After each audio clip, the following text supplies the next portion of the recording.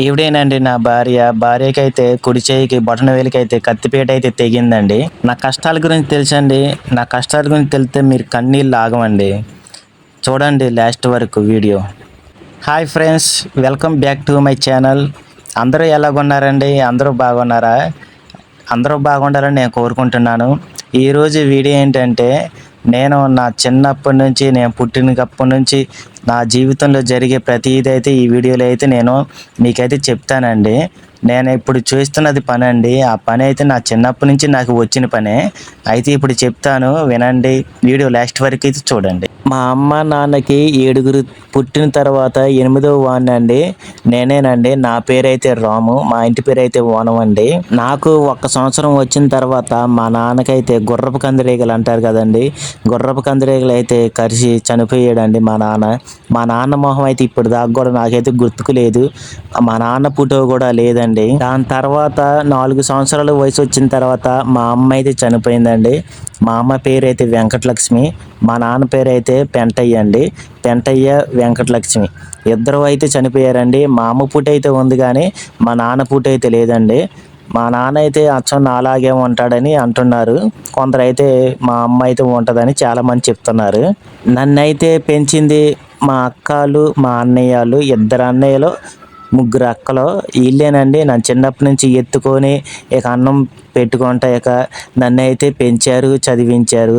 తర్వాత మా రెండో అన్నయ్య అండి పాముల తోటలో అయితే పనిచేస్తూ ఉండేవాడు. అయితే పాముల తోటలో పాముల మట్ట పాము మీద పడి అలాగ ఉండటం వల్ల పాముల మట్టలు నరకటానికి వెళ్ళేటప్పుడు కాలు మీద అయితే ముట్టింది. ముట్టడం అంటే కరిచిందని చనిపోయాడు. రెండో వాడండి మా అన్నయ్య, పేరు యేసు అండి, యేసురాజు అంటారు. తర్వాత మా అక్క వాళ్ళందరూ కూడా పెళ్లి చేసుకొని అయితే వెళ్ళిపోయారండి, ఎవరింటికి వాళ్ళే. అయితే మా అన్నయ్య ఒక్కడే ఉన్నాడు. మా అన్నయ్య కూడా పెళ్ళి అయితే అయ్యింది. అయితే ఒక పాప అయితే చనిపోయింది, చిన్న పాప. పెద్ద పాప అయితే ఉంది, పేరైతే వెంకటలక్ష్మి. మా అమ్మ పేరైతే పెట్టారండి మా అన్నయ్య వాళ్ళ పిల్లకి. మా అన్నయ్యలు అయితే బాగా తాగుడికి బానిస అయిపోయి కాలువ పని అంటారు తెలుసా చాలా మంది, అంటే కాలువ ప్రాజెక్టులు అలా ఉండే కాలువ పనులకి అయితే వెళ్ళిపోయారు. మా అన్నయ్యల పిల్ల నేను ఇక ఇంటి దగ్గరే, మా అన్నయ్యల పిల్ల చదువుకుంటూ ఇంటి దగ్గర అన్నం కూర వండుకుంటూ నాకు చెల్లిలాగా ఇంటి దగ్గర వాకులు ఊడ్చుకుంటూ కొండలు తోముకుంటూ అన్నం కూర అయితే వండి పెట్టేదండి నాకు. నేను కూడా అప్పుడప్పుడు వాకులు ఊడ్చుకోవటం, ఇలా కొండలు తోముకోవటం అనేది ఈ పని అయితే నాకు అలవాటు అయ్యిందండి.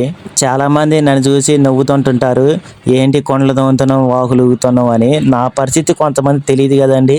అంటే ఇంట్లో పనులు అనేవి, ఇంట్లో మన బాధలు అనేవి మనకి అమ్మా నాన్నలు చాలామంది ఇవన్నీ చేసి పెడుతుంటారు ఇంటి దగ్గర. మన పని మనం చేసుకోవడం అంటే ఇంటి దగ్గర ఎవరైనా ఉంటే వాళ్ళు చేసి పెడతారు. వాళ్ళు లేరు కాబట్టి, చనిపోయారు కాబట్టి మనం ఇక అర్థం చేసుకొని మన పనులు అనేవి మనం చేసుకోవాలి. మా అన్నయ్యల పిల్ల అండి మర్రిగూడెం హాస్టల్లో చదువుతుండేదండి. అంటే ఎప్పుడైనా సెలవులకు వచ్చినప్పుడు ఇక్కడ ఇంటి దగ్గర ఇక అన్నం కూర అయితే వండుతుండేది. నేను ఎటైనా పనికి వెళ్ళి ఇంటి దగ్గర అయితే ఇలా చూసుకునేవాడిని. మా బుజ్జి హాస్టల్కి వెళ్ళినప్పుడు నేనైతే మా అక్క వాళ్ళ ఇంటికి, చిన్న అక్క వాళ్ళు, పెద్ద అక్క వాళ్ళు, లేకపోతే మా నడుపు అక్క వాళ్ళ ఇంటికి అలాగే వెళ్ళి అయితే నేనైతే వారం రోజులు లేదా 10 రోజులు అలా అలా కొన్ని రోజులు అయితే నేను వాళ్ళ ఇంటి దగ్గర అయితే గడిపేవాడిని అండి. నా చదువు అంటారా, నా చదువు అనేది నేను ఫస్ట్ ఇయర్ మా అన్నయ్య చనిపోయాడు కదండి, రెండో అన్నయ్య పాముట్టి. ఆ చనిపోయినప్పుడే నేను ఫస్ట్ ఇయర్ చదివేసేసి మానేశాను. ఇక సెకండ్ ఇయర్ అనేది చదవలేదు. చాలామంది సెకండ్ ఇయర్ కూడా పూర్తి అయిపోతే ఇంటర్ పూర్తి అయిపోయింది అని అన్నారు.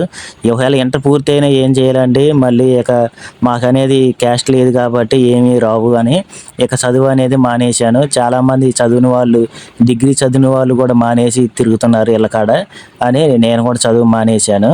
ఫస్ట్ ఇయర్ చదివైతే మా ఇల్లు అయితే చాలా రోజుల దాకా పాడుబడ్డ ఇల్లులాగా ఉండేదండి. చుట్టుపక్కల పెద్ద పెద్ద చెట్లు, మొత్తం పొదల్లాగా అన్నీ అయితే నీళ్లు నిలిచిపోయి ఉండేయండి. పెద్ద గొయ్యిలాగా ఉండేది మా ఇంటి ముందు వాకిలికి అయితే నీళ్ళు నిలిచిపోయి ఉండేది వర్షాకాలం అయితే. నువ్వు పెళ్ళి ఎలా చేసుకున్నావు అని చాలా మందికి డౌట్ ఉండే ఉంటదండి. నేను పెళ్లి చేసుకోవడం అంటే ప్రేమించి పెళ్లి చేసుకున్నానండి. చాలా చాలా అంటే ఇబ్బందులు అయితే పడ్డాను. నేను నెక్స్ట్ వీడియోలో చెప్తాను. ఓన్లీ సపరేట్గా అయితే వీడియో తీస్తాను. నేను మంజుని పెళ్ళి ఎలా చేసుకున్నాను, ఎన్ని తిప్పలు పడ్డాను అనేది నెక్స్ట్ వీడియోలో అయితే నేనైతే చెప్తానండి. మా అన్నయ్యలు కాలువ పనికి వెళ్ళొచ్చిన తర్వాత ఎలాగున్నారు, మా అన్నయ్యల పిల్ల ఇప్పుడు ఎలాగుంది, నేను మంజుని పెళ్లి చేసుకున్న తర్వాత ఇప్పటికీ ఎలాగున్నాను అనేది వీడియోలు ప్రతిరోజు కూడా నేనైతే ఒక్కొక్కటి అప్లోడ్ చేస్తుంటాను.